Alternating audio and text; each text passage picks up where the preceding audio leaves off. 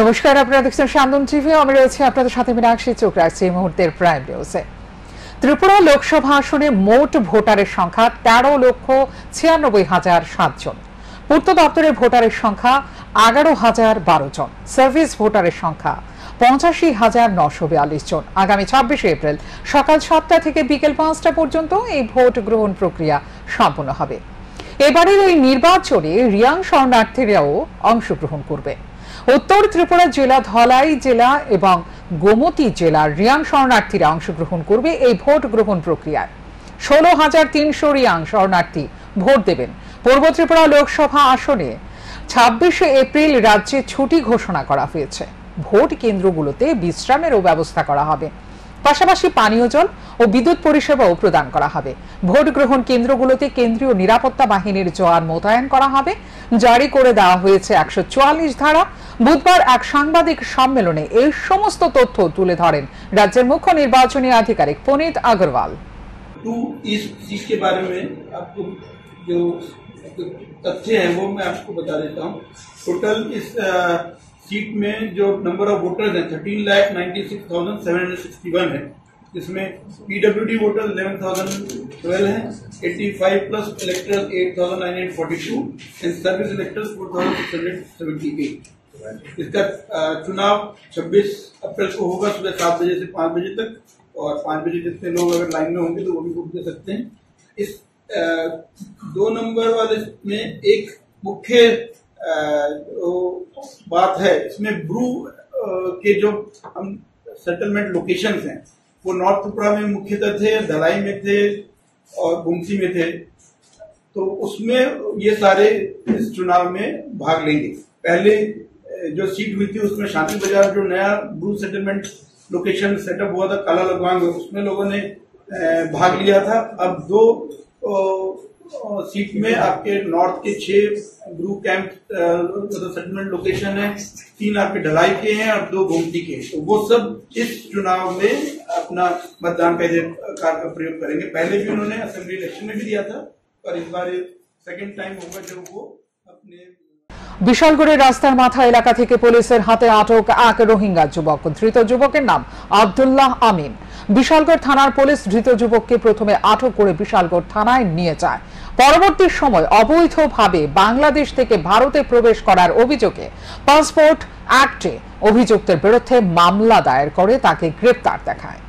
জানা যায়, লোকসভা নির্বাচনকে কেন্দ্র করে ভারত বাংলাদেশ সীমান্তবর্তী এলাকায় 144 ধারা জারি রয়েছে। 144 ধারা জারি থাকার পরও কিভাবে ধৃত যুবক সীমান্তের তার কাটার বেড়া অতিক্রম করে রাজ্যে প্রবেশ করেছে তা নিয়ে দেখা দিয়েছে প্রশ্ন। বিশালগড় থানার ওসি জানান, গোপন সংবাদের ভিত্তিতে আব্দুল্লাহ আমিন নামে এক রোহিঙ্গাকে আটক করা হয়েছে। সে অবৈধভাবে ভারতে প্রবেশ করেছে। তার সাথে আরো বেশ কয়েকজন রোহিঙ্গা ভারতে প্রবেশ করেছে। তাকে জিজ্ঞাসাবাদ চালানো হচ্ছে। আজকে আব্দুল্লাহ আমিন নামে একজন রোহিঙ্গা, তাকে আমরা গুগল সূত্রে খবর পেয়ে আমরা বিশালগড় রাস্তার মাথা এলাকা থেকে ওকে আটক করা হয়েছে। তো প্রাথমিক জিজ্ঞাসাবাদে তো এটা ওর থেকে প্লাস আমরা ইনকোয়ারিতে এটা স্পষ্ট যে ও রোহিঙ্গা ন্যাশনাল এবং সে ভারতে অবৈধভাবে প্রবেশ করেছে। প্লাস ওর কিছু সংখ্যক ওর আরো রোহিঙ্গা ওর যে সঙ্গে যারা ছিল তারাও এখানে অবৈধভাবে প্রবেশ করেছে বলে আমাদের কাছে। বুধবার এক সাংবাদিক সম্মেলনের মধ্য দিয়ে মহারাজা প্রদ্যোৎ কিশোর দেববর্মনকে তীব্র ভাষায় কটাক্ষ করেছিলেন ভারতীয় জনতা পার্টির সহসভাপতি পাতাল কন্যা জমাতিয়া। সন্ধ্যায় অপর এক সাংবাদিক সম্মেলনের মধ্য দিয়ে ভারতীয় জনতা পার্টির মুখপাত্র সুব্রত চক্রবর্তী জানিয়েছেন, পাতাল কন্যা জমাতিয়ার এই বক্তব্য দলের শীর্ষ নেতৃত্ব থেকে শুরু করে সকলের দৃষ্টিতে এসেছে, যা সম্পূর্ণভাবে নিজস্ব বক্তব্য পাতাল কন্যা জমাতিয়ার। ভারতীয় জনতা পার্টি ত্রিপুরা প্রদেশ এ ধরনের বক্তব্যকে কোনোভাবেই সমর্থন করে না। ভারতীয় জনতা পার্টির সহসভাপতি হিসেবে এই ধরনের মন্তব্য করতে পারেন না পাতাল কন্যা জমাতিয়া। দল খুব গুরুত্ব সহকারে এই বিষয়টাকে দেখছেন। বিচার বিশ্লেষণ করছেন দলের শীর্ষ নেতৃত্ব। কি কারণে পাতাল কন্যা জমাতিয়া এই ধরনের মন্তব্য করেছেন, এর কারণ দর্শাতে হবে তাকে।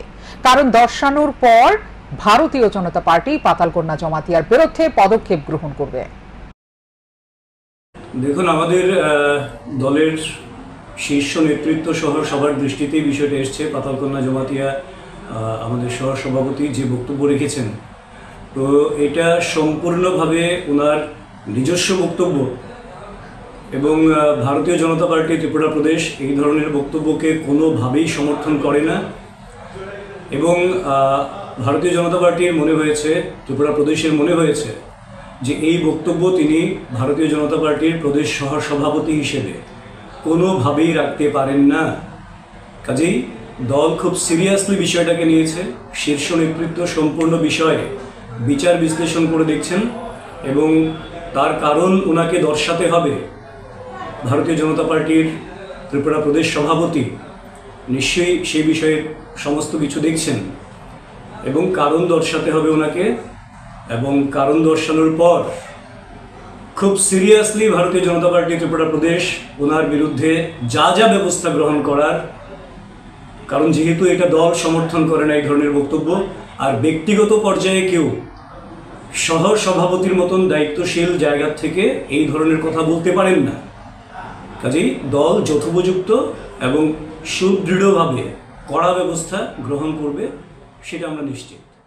আগামী 26শে এপ্রিল পূর্ব ত্রিপুরা লোকসভা আসনে ভোট গ্রহণ। গোমতীর খেলায় নেওয়া হয়েছে চূড়ান্ত প্রস্তুতি। 26 এপ্রিল ভোট দান প্রক্রিয়াকে নিয়ে উদয়পুর জেলা শাসকের কনফারেন্স হলে এক সাংবাদিক সম্মেলন করে এই কথাই বললেন গোমতী জেলার জেলা শাসক ও সমাহর্তা তড়িৎ কান্তি চাকমা। তিনি বলেন 26শে এপ্রিল গোমতী জেলার 3টি বিধানসভা কেন্দ্রে অর্থাৎ অমরপুর, করবুক ও ওমপিতে লোকসভা সাধারণ নির্বাচন সংক্রান্ত ভোটদান প্রক্রিয়াকে নিয়ে বেশ কিছু বিধিনিষেধ জারি করা হয়।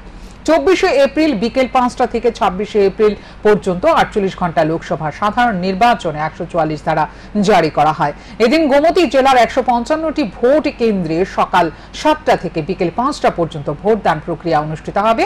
পাশাপাশি কঠোর নজরদারি বজায় রাখা হবে। তারপর অমরপুরে আমাদের আছে 53 পোলিং স্টেশন, করবুকে আছে আমাদের 47 পোলিং স্টেশন। তো মানে সবকিছু মিলে আমাদের টোটাল পোলিং স্টেশন হচ্ছে আমাদের টোটাল 155, যেটা 26 তারিখে হবে আর কি। এবং আমাদের গত 19 তারিখে হয়েছিল আমাদের 244 পোলিং স্টেশন, তখন আমাদের হবে 155 পোলিং স্টেশন, যেটা আমাদের কলেজ হবে আর কি, ঠিক না। এবং সেখানে আমাদের আগামীকালকে আমাদের পোলিং পার্টি যেগুলি আছে তারা ডিসপ্যাচ হবে, সকালবেলায় তারা বেরিয়ে যাবে এবং তারা তাদের গন্তব্যস্থল যেগুলো আছে, পোলিং স্টেশন আছে, সেখানে তারা পৌঁছে যাবে এবং তারা সকাল খুব ভোরবেলায় 26 তারিখে 5:30টায় মকপোল করবে। তারপরে 7টা থেকে যে আমাদের 5টা যে আমাদের টাইম থাকে সেটা পোলিং প্রসেসটা চলবে। তারপর হচ্ছে আমাদের অমরপুরে আমাদের 6টা আমাদের লিকার শপ আছে, করবুকে আছে আমাদের 3টে লিকার শপ, টোটাল কুল মিলিয়ে আমাদের হচ্ছে 9টা লিকার শপ, সেটাকে আমরা বন্ধ করে দিয়েছি। তারিখটা হচ্ছে আমাদের 24, 25 এবং আমাদের 26 তারিখ আর কি, মানে আজকে মানে থেকে আমাদের এটা মানে সকালবেলা থেকে আমাদের লাগু হয়েছে। তারপর আমাদের সেকশন 144 যেটা আছে সেটা আমাদের 24 তারিখ মানে আজকে যে 5টা বিকেল 5টা থেকে আমরা এন্ড অফ দ্য পোল আমরা করবো। তার জন্য আমাদের কোনো রকমের যে মানে একটা অ্যাজ পার দ্য গাইডলাইন্স আমাদের 5 or more persons cannot assemble in any single place, সেটা আমাদের। গোপন খবরের ভিত্তিতে এয়ারপোর্ট থানার পুলিশ নেশাবিরোধী অভিযান চালিয়ে উদ্ধার করে বিপুল পরিমাণে কফ সিরাপ। জানা যায় গান্ধীগ্রাম বাজার সংলগ্ন অঞ্জনশীল নামে এক ব্যক্তির বাড়িতে থাকা একটি গাড়ি থেকে এই নেশা জাতীয় সামগ্রী উদ্ধার করেছে পুলিশ। গাড়ির চালক এবং বাড়ির মালিক কাউকে আটক করতে পারেনি। অভিযুক্ত অঞ্জনশীলের বিরুদ্ধে এনডিপিএস ধারা অনুযায়ী মামলা নিয়ে তদন্ত করা হবে। আটক করা হয় গাড়িটি, গাড়ির নম্বর TR01E0605। আমাদের কাছে গোপন সংবাদের ভিত্তিতে একটা খবর আসে যে গান্ধীগ্রাম অঞ্জনশীলের বাড়িতে একটা মারুতি গাড়ি যার নাম্বার TR01E0605, এই গাড়িতে কিছু কন্ট্রাব্যান্ড গুডস লোড আছে। সেই মোতাবেক আমরা ওই বাড়িতে তল্লাশি চালাই এবং তল্লাশি চালিয়ে ওই বাড়ির ওখান থেকে একটা গাড়ি সমেত কন্ট্রাব্যান্ড গুডস পাওয়া যায় এসকোর্ট। তারপর আমরা এগুলি সিজ করে নিয়ে আসি এবং এখন আমরা বাড়ির মালিক এবং বাড়ির মালিকের এগেইনস্টে আমরা একটা এফআইআর রেজিস্টার করি। কি পরিমাণ টাটা মোটরস নিয়ে এলো ম্যাজিক দি চালানি ভেরিয়েন্ট। বুধবার আগরতলার প্রোগ্রেসিভ অটোমোবাইলসে এই অত্যাধুনিক ক্ষমতা সমৃদ্ধ টাটা ম্যাজিক দি চালানির আনুষ্ঠানিকভাবে আত্মপ্রকাশ ঘটে। অত্যাধুনিক এই টাটা ম্যাজিকের বিশেষত্বগুলো হচ্ছে ডুয়েল ফিউল ক্যাপাবিলিটি রয়েছে, ম্যাজিক বাই ফিউল সিএনজি এবং পেট্রোল উভয় ক্ষেত্রে নির্বিঘ্নে কাজ করে, নমনীয়তা এবং খরচ কার্যকারিতা প্রদান করে। উচ্চ জ্বালানি দক্ষতা রয়েছে, একটি 694 সিসি ইঞ্জিন দ্বারা চালিত।